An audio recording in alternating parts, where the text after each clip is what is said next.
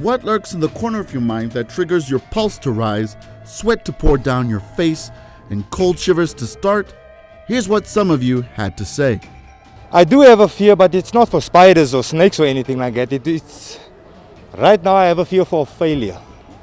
I wouldn't say so, hey? Nothing, not at all. I don't really have a phobia as such, but I think I'm afraid of lightning. That's definitely true. My main phobia is the dark, being alone in the dark and not knowing what there is, or how it makes me feel. I think it just makes me feel alone and scared. We speak to a medical expert about phobias. Once you develop a phobia, one of your main reactions is avoidance. So because of the avoidance, because of the fact that you will withdraw from people, withdraw from that experience, and never really go into that situation again, you're unlikely to have a successful, non-stressful reaction to it. So you can't overcome something unless you have a positive experience that will overcome it. The way a phobia starts is if you have an irrational experience with an object. So let's say, for example, a phobia of snakes.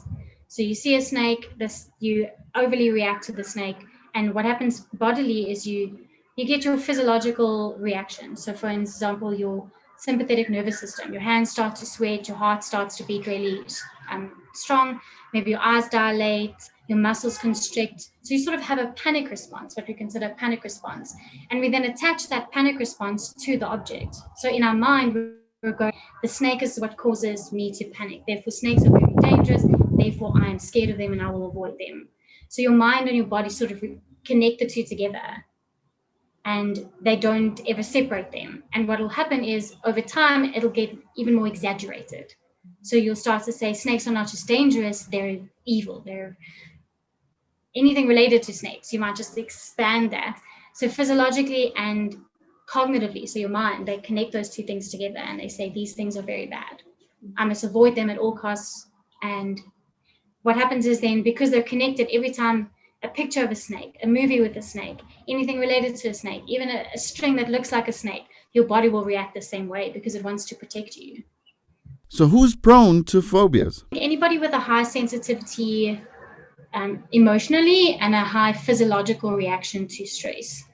So if you're someone who is prone to overwhelming stress, overwhelming fear, anybody who has a genetic background, so if your family suffers from anxiety disorders or you witnessed it happen in somebody else, so what we call a vicarious experience. Having said that, how do you start the process of overcoming it? Shift my awareness from it, that it is a dark and that there is a bit of light somewhere.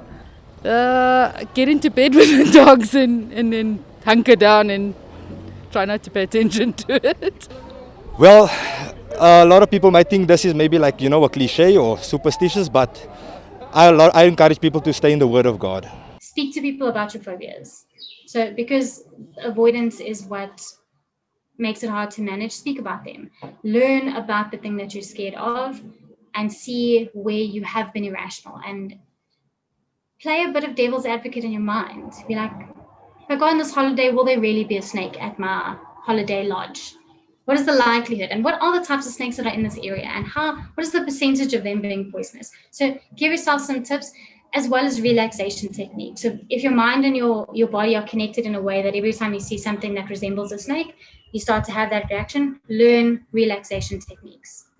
So activating what we call your parasympathetic nervous system, to deep breathe, to slow your heart down, to drink water to cool your body down, to relax your muscles. So it's a good way to try disconnect those two.